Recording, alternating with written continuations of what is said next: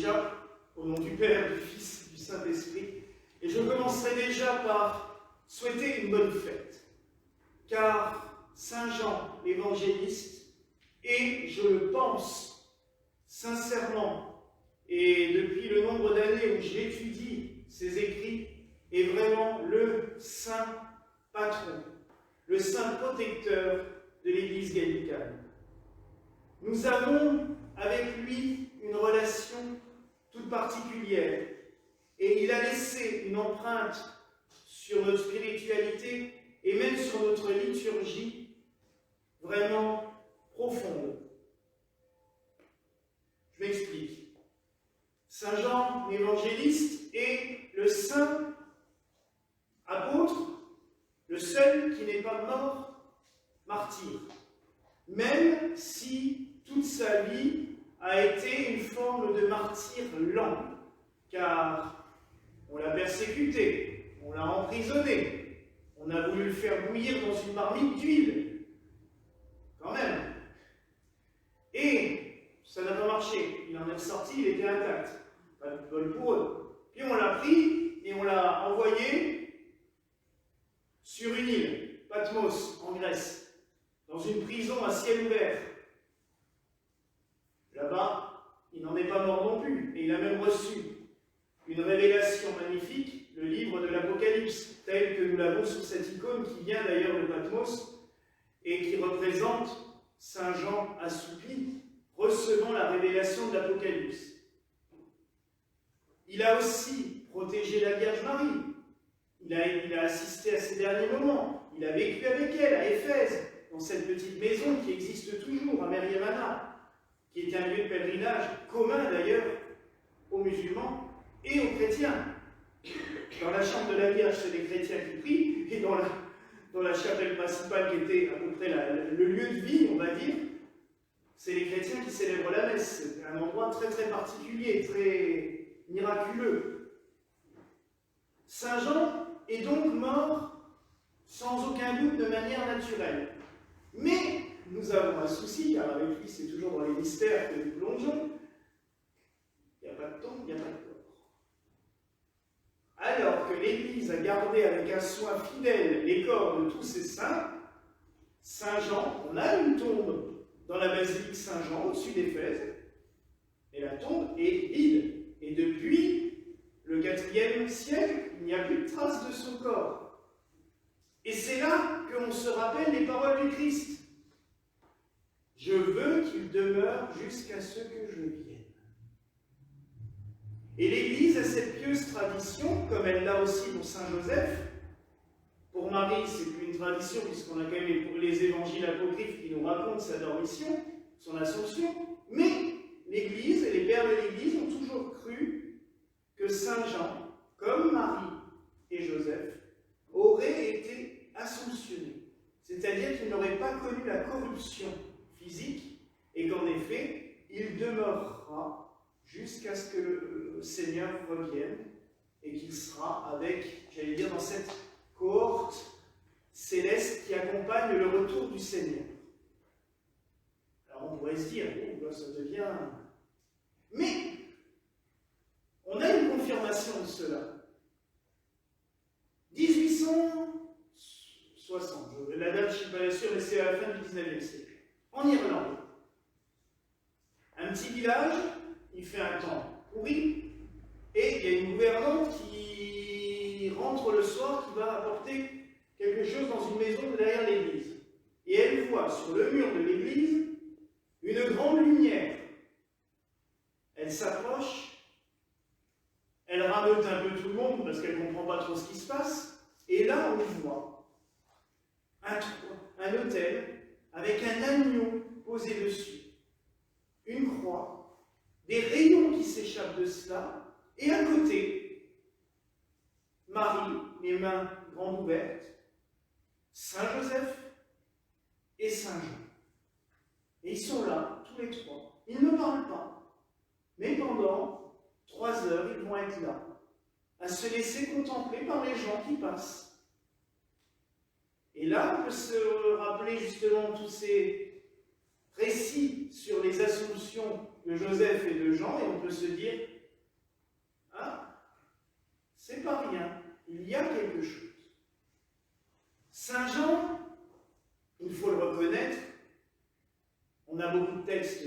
c'est bien parce qu'on arrive vraiment à cerner le tout. On a son évangile, dont le fameux prologue que nous avons proclamé avant-hier lors de la messe du jour de Noël. Au commencement était le Verbe et le Verbe était avec Dieu, sur laquelle nos frères chevaliers prêtent serment, mais aussi sur lequel tant et tant de gens au cours des siècles ont prêté serment. Quand il y avait un serment à prêter quelque part, c'était sur le prologue de Saint Jean. C'était sur la profession de foi de Saint Jean, parce qu'il le dit, et le Verbe s'est fait chair et il a habité parmi nous.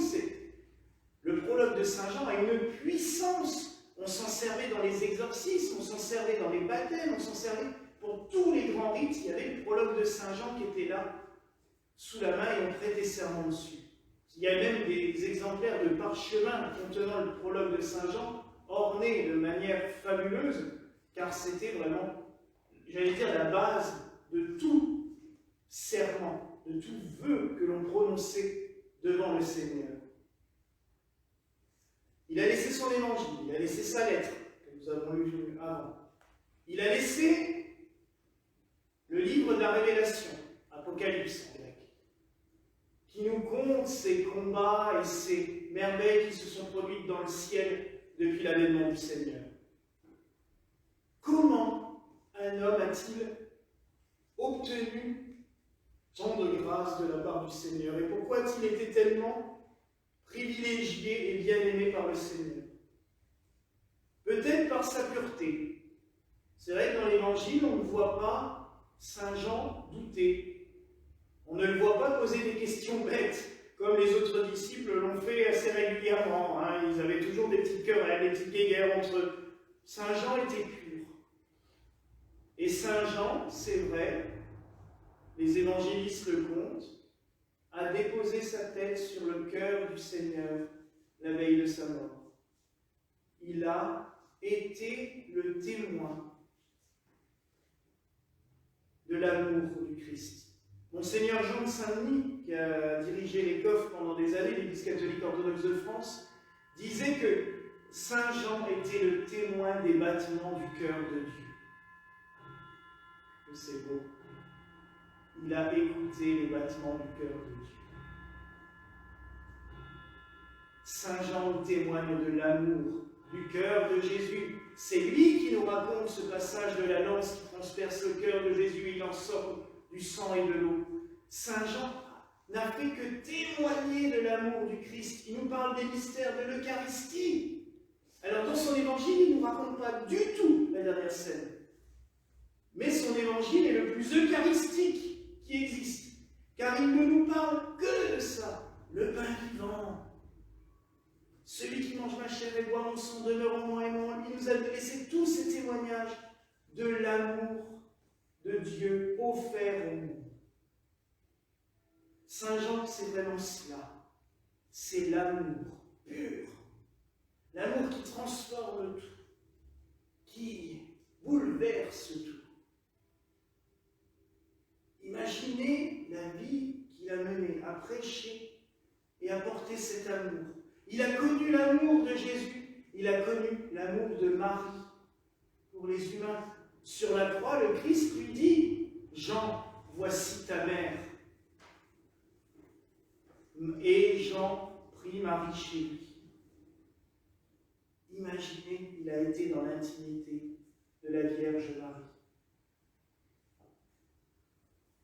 C'est le plus beau et le meilleur témoin de toute la vie du Christ, car il a été en contact direct avec celle qu'il a sans doute connue le mieux dans sa vie publique.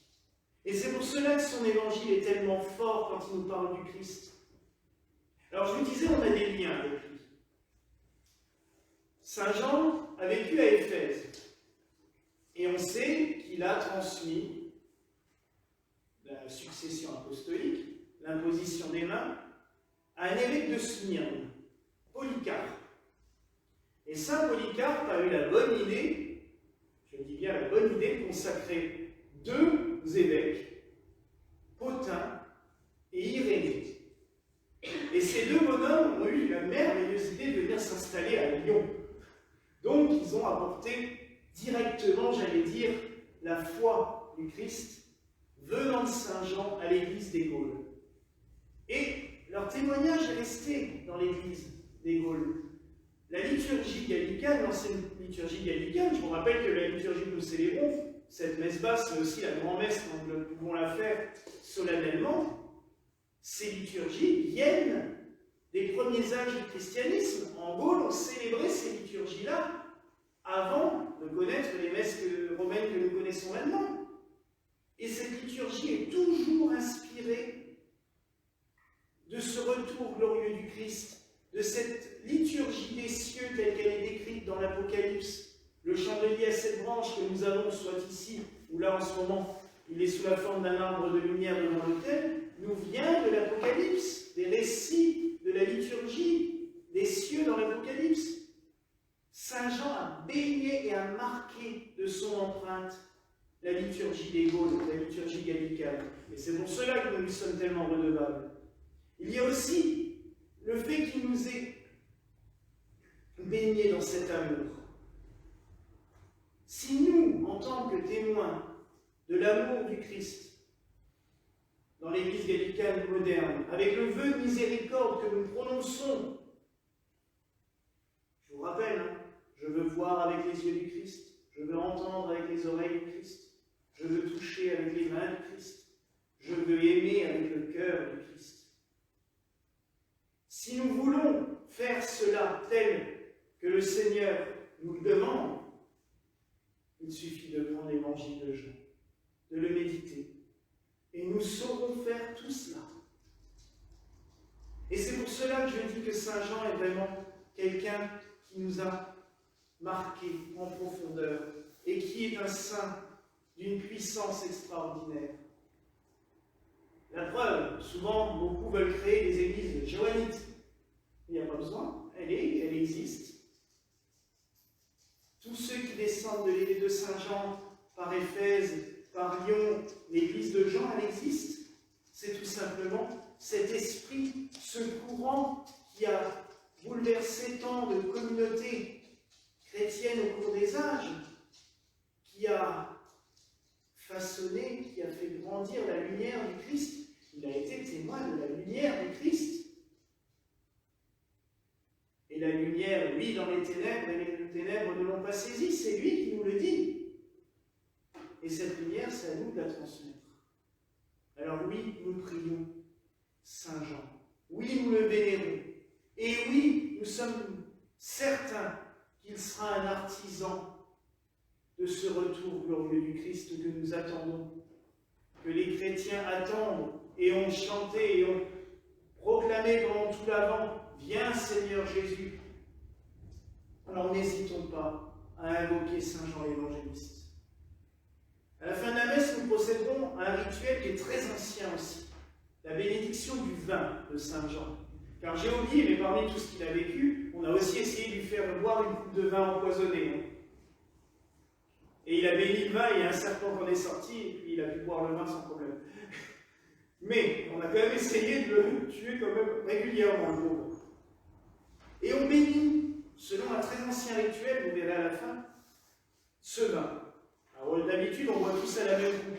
Vous comprendrez qu'en ce moment, ce n'est pas possible, donc chacun vous aurez un petit gobelet, et on boira tous notre gobelet en même temps. Mais toutes les paroles séparées sont tournées autour de l'amour. Le vin, vous savez que ça a toujours été le symbole de l'âme. De tout temps, c'était le symbole de l'âme. Ça a toujours été le symbole de l'âme, de l'amour. Et le vin, quand nous le partagerons à la fin de la messe, c'est la parole rituelle, c'est « Buvons l'amour de Saint Jean ». C'est beau. C'est « Buvons l'amour qu'il nous a laissé ». Buvons le témoignage qu'il nous a donné. Mais quand nous allons le boire, ce n'est pas juste pour le boire et dire « Bon, ça y est, j'ai reçu ». Non. L'amour de Saint Jean que nous allons recevoir, c'est l'amour du Christ. Et à nous de transmettre ce témoignage autour de nous. Nous devons le transmettre.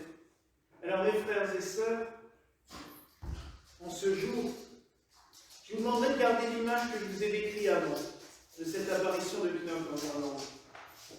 Le trône de l'agneau, c'est la maison de l'Apocalypse, ça s'appelle le trône de l'agneau. Et sur le côté, Marie, Joseph et Saint Jean que nous célébrons ce jour, qui nous guident vers l'agneau. C'est eux qui nous conduiront vers le Sauveur.